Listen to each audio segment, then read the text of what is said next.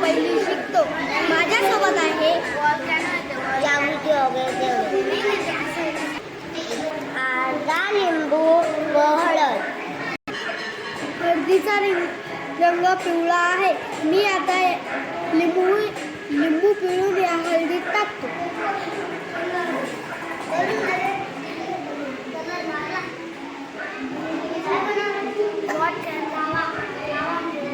बस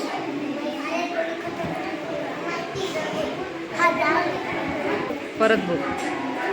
हो, हळद मिक्स करतो.